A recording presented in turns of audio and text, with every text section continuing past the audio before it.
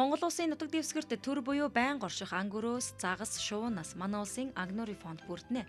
Агнуурын амьтдын арьс, үс, мах болон бусад түүхийдийг ашиглахын тулд агнаж ирсэн уламжлалтаа манай улс Агнуурын нөөцтэй оронгийгддэг.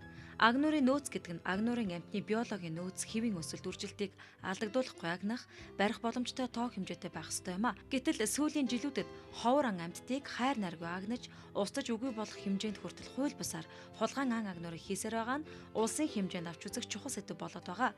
Энэ тухай мэргэжлийн хэлтийн ерхий газраас онцлог мэдээллийг хүргүүлж байна.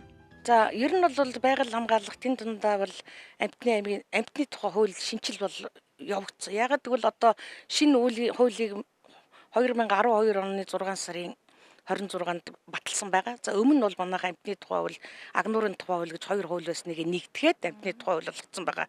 Энэтэй холбогдуулаад гарах дүрм журмууд бол үндсэндээ гараад дуусчихсан байгаа. За энэ хуулийн үндсэн концепт бол нөгөө хамгаалагч нь тухайлбал нутгийн иргэд хамгаалагч нь өөр ашиглагч байя гэсэн үндсэн дээр. Тэгээд нэг онцлог нь болохоор агнуурын эдлүүр бүс нутаг гэдгийг байгуулад тэндээс зохион байгуулалттайгаар ан амьтад агнах тим юунд шилжчихэж байгаа юм. За тэгээд нөгөө нөхрөл гэдгээ байгуулад тэрнийхээ хүрээнд иргэд бол тухайн амын бугыг тухайлбал хамгааллаа гэдэг тэр орчмынхаа бугын тоо толгойг тогтоолгоо тэгээд зүй зохистой ашиглалт хийгдэх тийм боломжтой болчихж байгаа юм аа. Сүүлийн 10 гаруй жилийн дотор Монгол улсын ховор болон элбэг ан амьтдын тоо толгой багасаар байгаа нь байгаль орчинд аюул дагуулах хэмжээний асуудал болж байгаа. Тухайлбал 1980-ад онд 40 мянга гаруй аргалах нь 140 мянга гаруй халиун бог тоологдож байсан бол 2004 оны тооллогоор 13 мянга гаруй аргалах нь 10 мянга орчим халиун бог тоологдож байсан нь ховор болон нэн ховор амьтдын тоо толгой 10 жилийн дотор 70-90% огцон бурсан харагдаж байгаа юм. Гэтэл ховор амьтан гэлтгүй манай улсын хувьд элбэг гэж хэлэгддэг тарваг цагаан зэрэг амьтдын тоо толгойч цөөрсөөр байгаа нь харамсалтай. За халиун бог бол ягаад энэ одоо ерөнхийдөө ингээ харахад бол үндсэндээ жамаар унсан иврийг тарагч байгаа. Ягаад энэ одоо иврийг хураасан бай гэвэл халиун богоо иврийг бас түүж бэлтгэх хугацаатай 3 сарын 15-наас 6 сарын 15-ны хооронд ингэж түүх ёстой. За яагаад гэвэл нөгөө ой хээрийн түүмрээс хамгаалах зорилгоор ингээд түүж бэлтгэх хугацааг нь хүртэл заагаад өгсөөр байтал бас хууль зөрчиж бэлтгэсэн учраас энэ бол хураагдсан. 1990-ад оноос хойш бол яг жамаар унсан иврийг бол хүмүүс иргэд гаргаж байгаа. Нэг ганц нэгэн аж ахуй нэгж тухайлбал Өмнөд Солонгос улс Герман руу гаргадаг. Монголдо бол энэ чиглэлээр бас хийж байгаа сүүнээр энэ төр хийж байгаа юм одоохондоо байхгүй. Зохиг зөвшөөрөлтөө төлбөр хураамжаа төлөөд тогтоосон хугацаанд нь түүж бэлтгэсэн иврийг бол Монгол улс экспортлж байгаа. Хулгайгаар ан агналаа гэж байна л та. Тэгэхээр тодорхой хэмжээгээр одоо хуулийн тал дээр бас арга хэмжээ авах зүйлүүд ямар байдгийг тэр талыг нь бас иргэдэд мэдээлв. Ер нь бол элбэг гэд би тэр үнэлж байгаа таргундаа тодорхой жишээ дурдсан. Энэ чиглэлээр одоо иргэн агнсан тохиолдол одоо цөөн толгоор тийм ээ тэр тохиолдол бол яг амьтны тухай хуулиар бол хөдөлмөрийн хөгжлийн доод хэмжээг 2 дахь хүртэл торгоод дээрэс нь бол 10 тарга агналаа гэхэд 10 тарганы 1 таргыг бол засгийн газраас тогтоосон экологи эдийн засгийн үнэлгээ байдیں۔ За тухайлбал 1 90 тарга гэхлээр чинь 170 мянга байгаа. Тэрнийг амьтны тухай хуулийн дээр байж 2 дахь өсгөөд 1 тарга үндсэндээ 90 тарга 340 мянга. За 10 агнсан бол хэд дахин өсгөө. Тэгээд нөхөн төлбөр ноогдуулаад торгуулийн арга хэмжээ авдیں۔ Зүгээр энэс зүгээр бид нар дүгнэлт хийхэд бол захиалагч байгаад л монголчууд ингэж хууль ёсоор их олон тоогоор таргаа гинжэн тийм ээ. Бууг олон тооноор нагнжэн. Тэгээд күдэр их олон тооноор хагнжээ. Энэ бол монголчуудын би түрүүнд дурдсан ардын уламжлалын чиглэлээр ийм имчилгээнд зориулж ирсэн тийм байдгүй юм билээ. Ийм учраас цаанаа бас магадгүй тийм захиалагч байгаад энд нь агнаж хууль ёсоор агнас явдал их гарч ийнэ гэж бид нар дүгнэлт хийж байгаа юм. За ховор амьтан гэж үзье тухайлбал халиун буугдаар бугыг бол үндсэндээ бол хуулиар хуульчлаад өгсөн нэг ховор амьтад байгаа засгийн газраас тогтоочсон эдгээр амьтдыг бол агнасны тохиолдолд заавал эрүүгэн гэрээг үүсгэж эрүүгийн хариуцлага хүлээлгдэг. Үүнээс гадна бас буг гэсэн 100 гаруй бугтай холбоотой та бүхэнд бас мэдээлэл өгчээсэн. За халиун бууг бол бас ховор тэрийг бол хууль ёсоор нөгөө Монгол улсын гэлийг дамжуулж гаргахыг завдсан учраас үндсэндээ 100 гаруй бугын экологи эдийн засгийн үнэлгээ бол нэг буг бол 13 бав хүрэн бавгатай адилхан 6 сая 500 байдаг нөхөн төлбөр ноогдуулаад дээрээс нь эрүүгэн гэрээг үүсгэж ингэж хариуцлага ноогдуулт юм аа. За тухайл хүрэн баавгаа байна тийм ээ. Тэг хүрэн баавгаа арьстай энэ байна. Энэ бол Монгол орны бас ховор амьтныг бол зөвхөн судалгаа шинжилгээний буюу тусгай зорилтоор агнадаг. За энэ агнахын зөвшөөрлийг нь бол засгийн газраас тогтоод юм байгаа. Тухайн жил тухайл тусгай зорилтоор гэхэлэр чи аргал янгэр угалж буг магадгүй баавга энэ төр судалгаа шинжилгээ ма тусгай зориултаар агналахад засгийн газрын тогтоол гараад тэрнийхээ үндсэн дээр агналт хийдэг.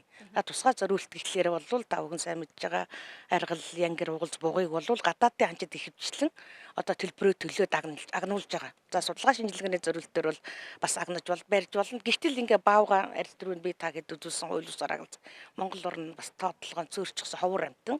За энийг бол ямар нэгэн зөвшөөрлгүй ингээд хагнасан зөрчил байгаа. Монгол Улсын засгийн газар 2005 онд ховор амтны жигсаалтад тул баага хоёрыг оруулсан явдал нь нэг талаас эдгээр зүйл амьтдыг хамгаалах статус өндөр болж байгаа боловч нөгөө талаас ан амьтад ховордсоор сүрлийн ирмэгт байгааг илэрхийлж байгаа юм а. Ан амьтдыг сүрлийн ирмэгт хүргэж байгаа нэг том хүчин зүйл бол ангийн гаралтай түүхийд бүтээгдэхүүний зохисгүй буюу хууль бус худалдаа юм а. Тиймээс манай улсын хувьд хууль бус агнуурыг бууруулах нөхцөл боломжийг бүрдүүлэхийн тулд ангийн гаралтай эд зүйл түүхийд худалдааг хязгаарлах явдал юм. Ан амьтны түүхийн эдийн хууль бус худалдаа нь дэлхийн хэмжээнд хард амтны дараагаар ордог худалдааг эздэг байна. Иймээс ан амьтны түүхийн эд зүйлийн худалдааг хязгаарлах зорилгоор эргэцэн орчинг сайжруулах, хуулийн хэрэгжилтийг хангаан ажиллах ёстой юм а. Сүүлийн үед бол за дотооддоо одоо шувуу агнах ан агнуур нилээд хийхслээ гэж ярьж байна. Амьдаар нь одоо хөлдөөх жишээ нийтээ та бүхний хураагаа тавьсан байсан. Энэ тал дээрс тайлбар өгвөл. За ер нь бол Монгол улс тусгай зориулт дээр нэг шонхор шувууг бол Монгол улс гадаад арабын орнууд гаргаж ирсэн 300 хүртэл хэмжээгээр. За харин сүүлийн жилүүдэд судалгаа шинжилгээний зориулт дээр зөвшөөрлөлтөөр нэг 30 орчим толгойг Монгол улс хэлээр тухайлбал 14 онд одоо гадаад гаргахаар ингээд барьж байгаа. За ер нь бол шувуудыг бол одоо хууль усаар агнах тохиолдол маш их байгаа. Тухайлбал бор бүргэд байна, сар шувуу байна, шонхор шувуу байна, цармын бүргэд гэдэг шувуу байд. Эдгээр шуудыг одоо яагаад энэ хууль усаар агнах агналт нэгсэж чадтай байна гэхэлэр чинь нөгөө бөө зан үлийн холбоотой тухайлбал бөө удагны одоо хэрэглэх зорилгоор одоо хууль усаар агнах юм зөрчлүүд илэрч байгаа. Ер нь бол сүүлийн жилүүдэд ихсэж байгаа болохоос өмнө нь монголчууд бас нэг шувуу нэг агнахгүй тийм ээ, усны шувууд төр үдгийг л одоо зүүн шуунуудыг машин шуудыг нэг агнадгүй байсан. Тэгээ гол нь нөгөө сүүлийн жил удган бөөтэй холбоотой нэг зан үлийн ёслолт хэрэглэхээр зөрчил бас гарч байна. Ахын зориултаар агнуурын амтан агнахад иргэн өөрийн ахын хэрэгцээнд зохих төлбөр төлж сумын засаг даргаас авсан эрхийн бичгийн дагуу агнуурын ховор амтнаас бусад амтанг агнаж барих ёстой гэсэн заалт байгаа. Мөн тусгай зориулалтаар буюу судалгаа шинжилгээ, соёл урлагт зэрэгт ан амтанг агнах, түүнчлэн гадаад болон Монгол улсын иргэн тусгай төлбөр төлж тодорхой нутаг дэвсгэрт спорт агнуурын чиглэлээр гэсэн нэрийн дор тусгай зөвшөөрлүүдийг олгогддог байх юм а. Үүнд тусгай ан амтан агнах, барих зөвшөөрлийг хуваарлах тухай сайдын гаргасан журам нь хууль зүйн яамд бүртгэгдэж бүх нийтээр дагаж мөрдөх журамд нийцүүлэн засгийн газрын тогтоолоор батлагдаж зөвшөөрлийн дагуу гэрээ хийгдсэн орон нутагт ан агнуулахыг хэлнэ. Харин Монгол улсын хэмжээнд хуулиар зөвшөөрөгдөж байгаа ан амтанд гахай, бор гөрөөс, загас, цагаан зэр, шуу зэрэг амтд багтаж байгаа. Гэвч энэхүү ойлголтыг даган мөрдөж хэрэглэх нь баг бөгөөд хулгайн ан агнаж ховор амьтдын тодолгоог багасгаж байгаа нь харамсалтай. Монгол улсад бол ан амьтанд эдгээрийн нөөц соёлыг зүй зохистой ашиглах чиглэлээр хуулиуд байдаг. Тухайлбал амтны аймгийн тухай хууль тэрийг дагаж мөрдөх тусгай журмууд байдیں۔ За ер нь бол ан амьтныг ашиглахдаа бол нэгдүгээрт нь бол тусгай зориулт дээр, хоёрдугаарт нь үйлдвэрлэлийн зориулт дээр тухайл загас барих, гуравдугаарт нь ахын зориулт дээр ер нь ан амьтад агнах барихыг зөвшөөрдөг юм а. Иргэд тухайлбал ахын зориулт дээр загас барих, тухайлбал хангаа газар бол бор гөрөөс тийм ээ цаашлбал зэрлэг гахаа агнах чиглэлээр бол зөвшөөрөл олгод юм а. За тэгээд ер нь бол сүүлийн жилүүдэд ан амьтны нөөц одоо хомсцсноос бас амьтныг тэгж ашиглах, тийм ээ зүй зохистой ашиглах тэр чиглэлийн бол ажил бас харьцангуй хийгдэхгүй байна. Энэ нөгөө ан амьтны тоотлогоо нөөц ховорцсноос бол тухайлбал бид нарын энд харагдж байна. Энэ тарганы арьс бол Монгол орнд хүн болго мэдж байгаа Монгол орнд хамгийн илбэг амтан байгаа. Гэтэл бол сүүлийн 10 жил бол тоотлогоо нь ховордоод үүнийг бол агнахыг одоо нэгдүгээрт байгаль орчин ногоон хөгжлийн яамнаас агнахыг хориглочихсон шийдвэр гарсан байгаа. Тухайлбал энэ 14 оны 2 сарын 26-нд гарсан байгаа. А61 тоотоор бол бас дахиад 2017 он хүртэл ахуйн болон үйлдвэрлэлийн зориулт дээр энэ тарвагыг агнахыг хориглосон байгаа. Ийм учраас бид нар зүгээр хамгийн наад захын жишээнээс харахад Монгол орны хамгийн илбэг гэж байгаа тарвагыг бол агнахыг хориглосон байгаа. За тухайлбал энэ тарганы арьс тийм ээ, тарганы арьсыг бол агнаж байгаа үед нь бол энэ зөрчлийг газар дээр нь илрүүлэх одоо энэ хэцүү. Зохион байгуулалтаа бас зохион байгуулалт орчин магадгүй цаа талаас захиалагч байгаа мөнгө засаар нь хангацдаг. Наад талдаа бол нутгийн тэр тарга үхэн нутгийн иргэд одоо хууль усаар агнаж тэгээд цааш нь магадгүй гэл гаргахыг завцсан юм зөрчлүүд зөндөө байгаа. За тухайлбал сүүлийн одоо 3 жилийн байдлаар Монгол улсын хил дээр яг очиод баригдсан одоо тарган найрс тийм ээ, нэг 2000 гаруй тарган найрс зүгээр наадчийн жишээнээс үзэх тийм байгаа. Өнөөдөр бол хураагдсан байгаа бид бүхэнд харагдаж байгаа боловч цаана бас мэдэгдэхгүй маш олон бас хулгайн агнуурууд байдаг болов уу гэж. Монгол улсад бол нөгөө сум болгонд байгаль орчны байцаагч байдаг. Тэр бол нөгөө хуулиараа бол яг байгаль орчны гарч байгаа хуулиудын хэрэгжилт хяналттай байна. Сумын байцаагчээс өксүүлээ. Тэгээд аймаг орон нутгийн бүх байцаагчид бол хууль ус амттай холбоотой зөрчилд бол хяналттай байна. За энийг бол хяналттай ойлгохын тулд тухайлбал амтны тухай хуулиар тухайн жилд бол манайх шалгах аж ахуй нэгжээ зарлал нь 2 дугаарт нэг удирдамжаа босруулад шалгалт хийх одоо чиглэлүүд өгчөж байгаа юм. За тухайлбал тархтай холбогдуулаад 8 сарын 1-ээс 10 сарын 15 хүртэл тийм ээ, яг хуучин заншлаар бол агнахыг зөвшөөрдөг тэр хугацаанд хууль ус агнах тийм зөрчил ихсэх учраас тэр хугацаанд за загас гэж байгаа. Загсыг болохоор 4 сарын 1-ээс 6 сарын 15 хүртэл энэ хоригдсон хугацаанд нь хяналттай. За амьтны тухай хуулийн дээр бол загсны нөгөө энэ торны энэ нөхийг бол бас хуульчилдэгдсэн байдیں۔ 50 мм-аас дээшгүй доошгүй тийм тор хэлбэл дээшээ гараа явцдаар том болоод ингээр энийг хуульчилдэгдсэн учраас энэ бол торыг ингээ бас хууль усаар хэрэглэх гэж бид нар ингээ хураацсан байгаа. За үүнээс гадна энэ загсны уурнууд байгаа. Бас захирч зөвшөөрлөхгүй явж одоо загас агнсан улсуудын хэрэгслийн тор за энэ бэ ангагийн дах хэрэгсэл тор тэгээ энэ загсны уургыг бас манай хуулиар бол хураадаг юм аа.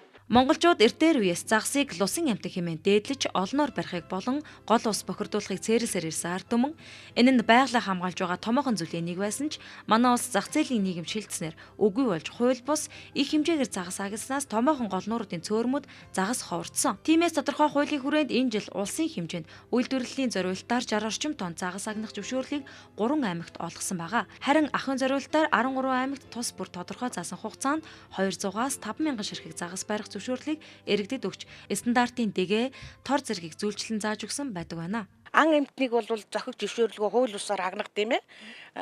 Зөрчил бол маш элбэсж байгаа. За энд бол нөгөө хүмүүсийн бас ардын уламжлалын чиглэлээр ийм имчилгээнд зориулна тийм ээ. Гих мэтлэнгээр бол нөгөө түрүүнд би зан заншилтай холбоотой ингээ хууль усаар ан эмтэн агнах одоо зөрчил маш их гарч байна. За энэтэй холбогдуулаад бол амьтны тухай хууль болон байгаль хамгаалах тухай хууль дээр мэдээлэл өгсөн иргэдэг бол урамшуулах юм байд юм аа.